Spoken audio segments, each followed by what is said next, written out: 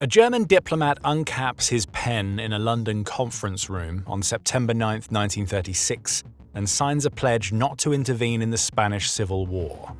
German aircraft had been flying combat missions over Spain for 6 weeks. He signs anyway. The British officials opposite him sign too. 27 countries sign. In Spain, the bombing continues. To understand the war, you have to understand the republic it was trying to destroy. The Spain that Francisco Franco and his fellow officers turned their guns on in the summer of 1936 had been living in a state of managed crisis since the Second Republic was proclaimed in April 1931. It was a country of extreme and unresolved contradictions. Absentee landlords in the south held estates the size of counties worked by men who earned almost nothing, while the industrial north had generated modern factories and a militant labor movement that the church and the conservative establishment viewed as a direct threat to the social order they believed God had ordained. The Republic came to power promising land reform, the separation of church and state, and some degree of autonomy for Catalonia and the Basque country, and in trying to deliver all of those things simultaneously, it united against itself almost every powerful institution in the country. By the time the Popular Front coalition won the election of February 1936, Spain's political life had narrowed into something that left very little room for the middle. On the one side was a broad and fractious left, anarchists who controlled the largest trade union in the country and who believed the state itself was the problem, communists taking direction from Moscow, socialists divided between those who wanted reform and those who wanted revolution, and liberal Republicans who wanted none of the above but needed the rest to win elections. On the other side were the landowners, the church hierarchy, much of the military officer class, and a growing fascist movement called the Phalange that had studied what Mussolini had done in Italy and found it instructive. What held the Popular Front together was less a shared vision than a shared enemy, and coalitions built on that foundation do not tend to hold. The coup of July 1936 was not supposed to produce a civil war. It was supposed to produce a quick seizure of power, the kind of thing the Spanish military had managed repeatedly throughout the 19th century. A pronunciamento, a declaration, the collapse of civilian resistance. What the conspirators had not fully accounted for was that in the major cities, Madrid, Barcelona, Valencia, Bilbao, the left was organized, armed to varying degrees, and willing to fight. Workers' militias and loyal Republican army units stopped the coup in those cities within days, leaving the insurgents in control of much of rural Spain and the Army of Africa, the most battle-hardened force in the Spanish military stationed in Morocco. Isolated on the wrong side of the strait the Republican Navy was now patrolling. Franco's army was stranded. Then 2 telegrams went out, one to Hitler, one to Mussolini. Hitler was at Bayreuth watching Wagner when the emissaries arrived on July 25th. By the time the performance ended, he had decided. German aircraft, Junkers transports and Heinkel fighters began arriving in Morocco within days. Mussolini was slower by a week, but Italy committed more heavily in the end. Approximately 75,000 troops over the course of the war, an air wing, artillery and naval support. The Army of Africa crossed to the Spanish mainland in the first major military airlift in history, and the coup that had stalled became a war.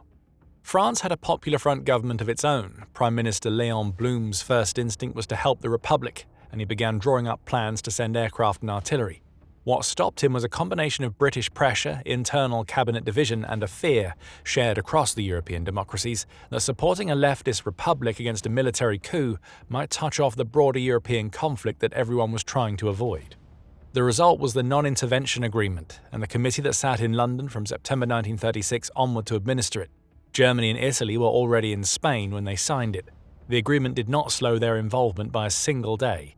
What it did was to give Britain and France a legal framework for inaction and, in practice, leave the Republic cut off from the weapons markets it had every legal right to access as a recognized government, while Franco received everything he needed through channels the Non-Intervention Committee chose not to examine too carefully. While the diplomats were meeting in London, something stranger and more interesting was happening in Barcelona.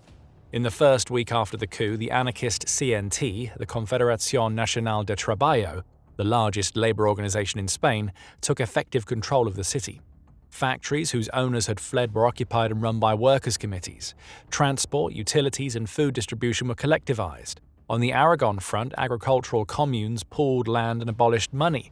It was impoverished, uneven, and operating in the middle of a war, but for the people living inside it, it felt less like an emergency measure than like a genuine glimpse of something that might have been possible.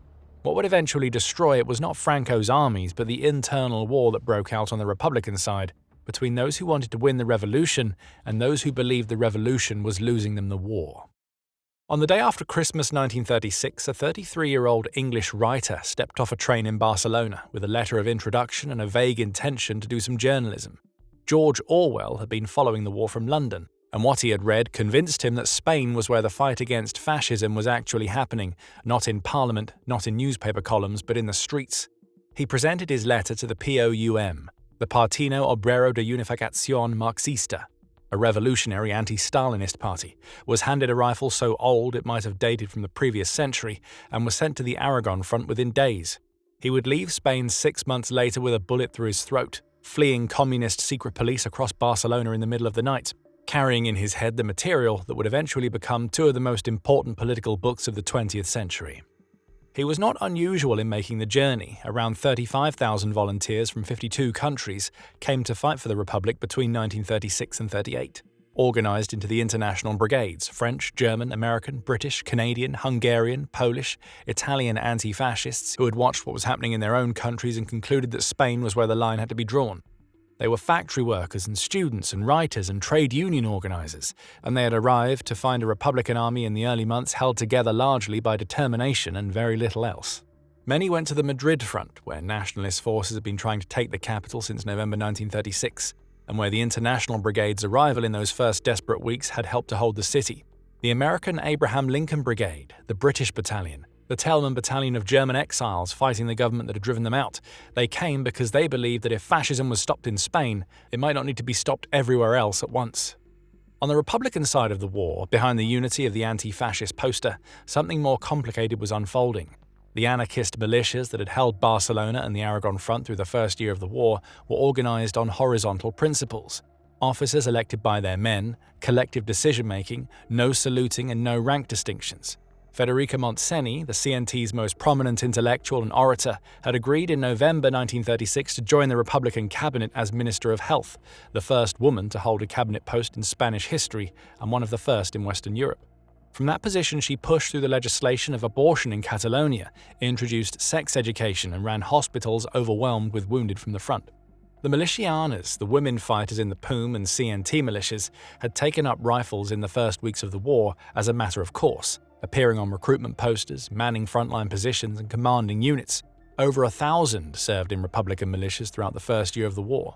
By 1937, as the Popular Army centralized command under Soviet pressure, women were progressively removed from combat roles and redirected to auxiliary work. The revolution that had briefly made their participation possible was itself becoming a casualty of the war. The Republic's relationship with the Soviet Union was the third war running alongside the one against Franco. By the end of 1936, France and Britain have made their position clear through inaction. The Republic had nowhere to turn for weapons but Moscow.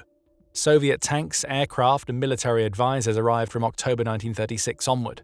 Materially significant, genuinely necessary, and attached to conditions the Republic could not fully see yet, the Soviet Union wanted a disciplined, centrally commanded popular army, not a collection of autonomous militias answerable to their political tendencies. What the Communists, whose prestige inside the Republic has risen sharply as the only party delivering military aid, began to press for, quietly at first and then openly, was the subordination of every other armed organization to a unified command under their influence. The anarchists resisted. The POUM resisted. The Soviet advisors who had helped to come win the war against Franco were also, in parallel, fighting a war against the revolutionary left on their own side. On April 26, 1937, a Monday, the weekly market in the Basque town of Guernica was in full swing when the church bells began to ring.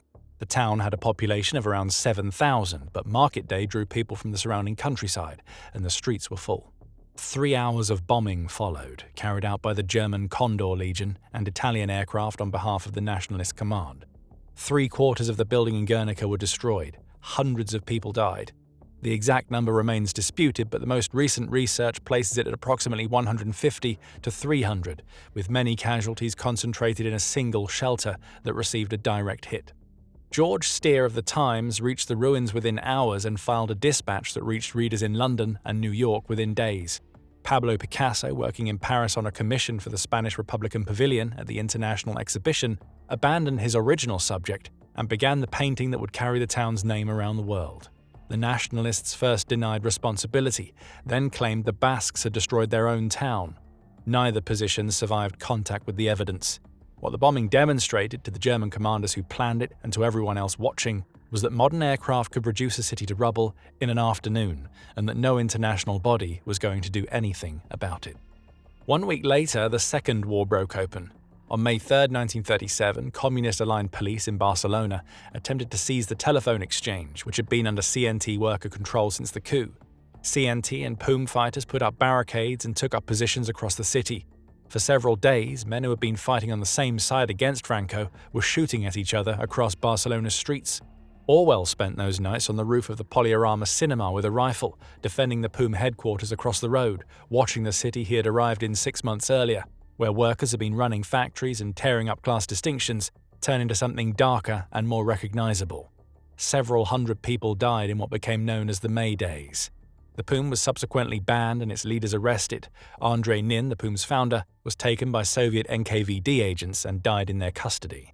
What happened to Nin was not a military decision. He had been one of the most prominent critics of Stalinist methods inside the Spanish left, a man who had broken with Moscow in the late 1920s, who knew exactly what Soviet intelligence was capable of, and who had said so publicly for years. When he was taken, the communists initially claimed he had escaped to Franco's territory, then that he had been extracted by the Gestapo. The accusation was designed not merely to discredit him, but to destroy the political current he represented, to make the POUM not a party that had been liquidated for inconvenient independence, but a fascist conspiracy that had deserved what it got. The technique was not new. The people who used it in Barcelona had used it in Moscow. Orwell had watched the whole thing close enough to see the machinery, and what he carried out of Spain, across the border with his wife in the middle of the night, his militia card torn up in his pocket, was something he spent the rest of his life trying to describe accurately. The republic that emerged from the May Days had achieved a kind of unity, but at a cost it could not afford. The anarchist militias were brought under centralized command. The independent left was broken. The Soviet Union was now the republic's dominant military patron, and the price of its support had been made clear.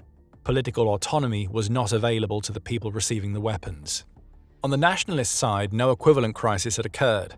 Franco had emerged as sole commander in October 1936, unified the fascist Phalange and the conservative Carlists by decree, and run his war with a clear-eyed consistency that the Republic, by its own nature, had never managed to match. For the volunteers who had crossed into Spain to fight fascism, the May Days were the moment that many of them understood that the war was not, or was not only, what they had come to fight. Some stayed anyway. The ones who went home carried with them something that no international committee had managed to discuss honestly: the knowledge of what the Republic's survival had required of the Republic itself. In April 1938, nationalist forces reached the Mediterranean coast near Vinaros, cutting the Republican zone in two. It was not a dramatic battle. It was a slow, grinding advance that the Republic lacked the air cover to stop, and when it ended, the governments in Barcelona and Valencia were separated from Madrid by a strip of nationalist-held territory that had no intention of moving. 2 years into the war, the Republic controlled roughly a third of Spain. Its armies were shorter of everything than they had been at the start, and the Non-Intervention Committee in London was still meeting. The Republic had one move left. In July 1938, the Republican Army launched a massive crossing of the Ebro River in the dead of night, 80,000 men crossing on pontoon bridges in the dark, pushing the nationalists back across terrain they had taken months to capture. For a few weeks, it appeared, to the people who needed it to appear that way, like a turning point. The Spanish Prime Minister Juan Negrin had designed it partly as a military operation and partly as a signal to Britain and France that the Republic was still fighting and still worth backing, a gesture toward the diplomatic intervention that had not come in 1936 and had not come since. Britain and France were not watching Spain in July 1938, they were watching Czechoslovakia, where Hitler was applying pressure with the same confidence he had developed watching the nationalists win in Spain without consequences. In September 1938, at Munich, they gave him what he wanted. The Battle of Ebro ran from July until November 1938, the longest and most costly engagement of the war. The Republic held its gains for weeks, then the nationalist counteroffensive began. Supported by German and Italian aircraft, the Republic could not match in numbers or quality. When the battle ended on November 16th, the Republican Army had lost approximately 30,000 dead and the capacity to mount another offensive of any kind. The men who had crossed the river in the dark in July retreated back across it in November. The Ebro was not the moment the Republic lost the war. That had been decided earlier in the committee rooms and the foreign ministries of the democracies that had declined to intervene. But it was the moment when everyone fighting knew it was over and had to go on fighting anyway. Barcelona fell in late January 1939. What followed was called La Retirada, the retreat, and the word does not begin to cover what it was. In the space of a few weeks, approximately 475,000 people crossed the Pyrenees into France on foot, in vehicles, on carts, carrying what they could. They were soldiers and civilians, teachers and farm workers, families who had been living under bombardment for 2 years, and families from areas that had only just fallen. It was January and February in the mountains, and the French government, which had not prepared for an influx of this scale, placed the refugees in hastily built camps on the beaches of the Languedoc coast. The camps at Argel-sur-Mer and Saint-Cyprien were open grounds surrounded by barbed wire, with no sanitation and insufficient food. By the summer of 1939, an estimated 10,000 of the refugees had died of disease, malnutrition, and exposure. The men who had spent 3 years fighting fascism were interned a few kilometers from a country that had not found a way to help them when it might have made a difference. Some of the Republican children had already left. From 1937 onward, as the bombing of civilian areas intensified, thousands of Spanish children were evacuated to the Soviet Union, Britain, Belgium, Mexico, and France. The Soviet evacuees, around 3,000 children, found themselves stranded when the war ended, and Franco demanded their return, which the Soviet government refused. Many did not see Spain again for decades, some never. In Britain, 4,000 Basque children arrived in 1937 after Guernica, housed in a camp in Southampton and then dispersed to foster families across the country. The British government had permitted their entry on the condition that they would not become a public charge and would return when the war ended. Most were repatriated by 1939, a small number stayed, because there was nothing to go back to. Madrid had been under siege since November 1936, 2.5 years of artillery fire, food shortages, and the particular exhaustion of a city that has been waiting for relief that does not come. When it finally fell, it did not fall to a nationalist offensive. In late March 1939, a faction within the Republican government, believing the war was lost and hoping to negotiate better surrender terms than Negrin's policy of resistance would allow, launched an internal coup, seized control of the city, and opened negotiations with Franco. Franco offered no terms. He had never offered terms. The Republican faction that had overthrown its own government to surrender got the same outcome as the one it had replaced: unconditional defeat. On March 28, 1939, nationalist troops entered Madrid. On April 1st, Franco issued a final war bulletin. The war was over. Federico Garcia Lorca had been dead for nearly 3 years by then. Spain's most celebrated poet had been taken from a house in Granada in August 1936, in the first weeks of the war, by a nationalist death squad and shot in a field outside the city. He was 38 years old. The specific order for his death and who gave it has never been definitively established. His family spent decades unable to acknowledge publicly how he had died. His grave has never been found. There are, in Spain, an estimated 6,000 sites, like the field outside Granada, places where the dead are still waiting to be named. The war ended on April 1, 1939. The repression that followed was not the chaotic violence of wartime, but something more deliberate, a system built from law, with paperwork and tribunals and sentences handed down by courts that had already decided the verdict before the defendant entered the room. Franco's law of political responsibilities, passed in February 1939, made it a crime to have supported the Republic at any point since October 1934.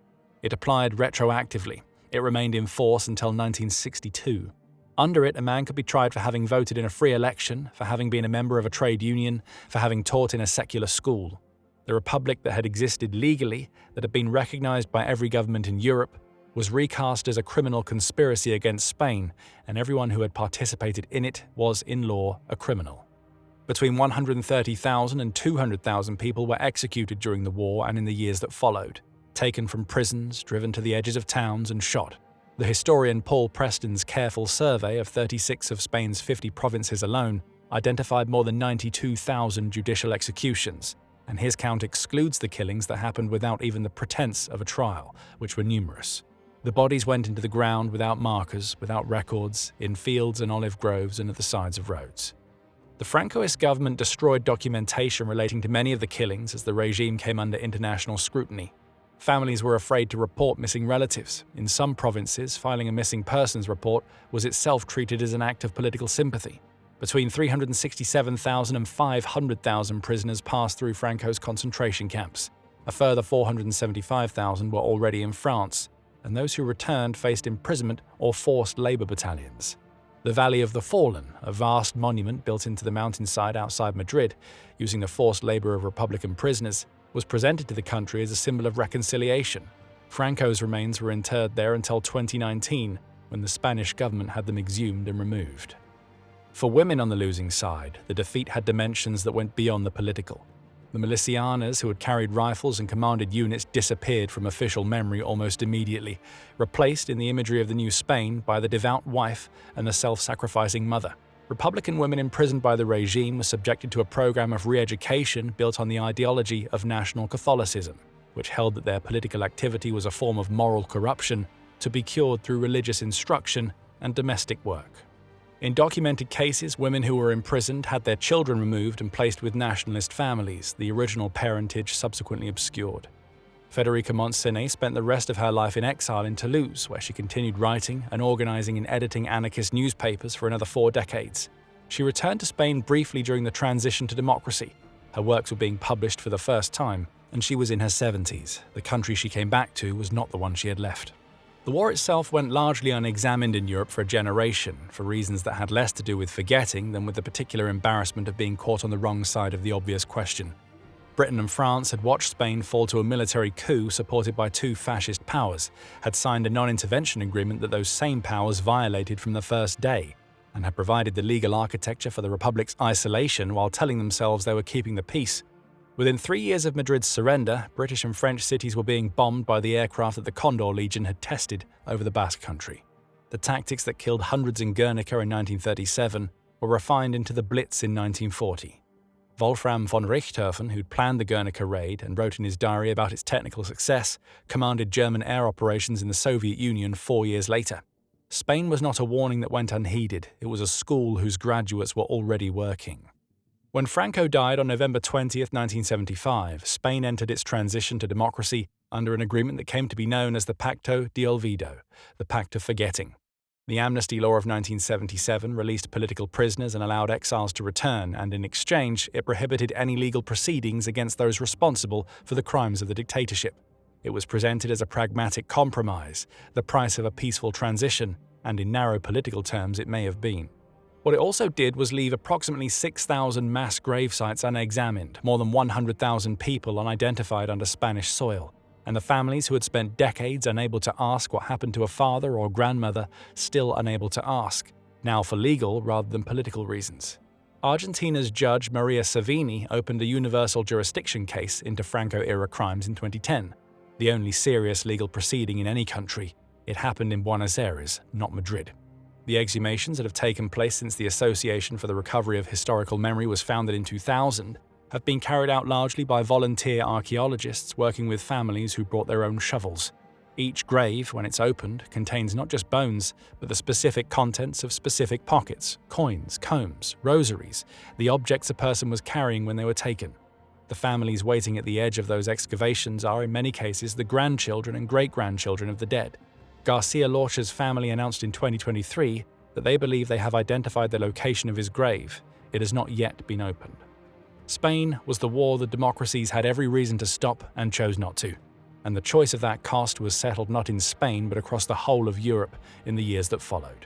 If you want to understand how Europe got to that point, our video on Mussolini and the birth of fascism is a good place to start. Please like and subscribe and let us know in the comments which chapter we should cover next.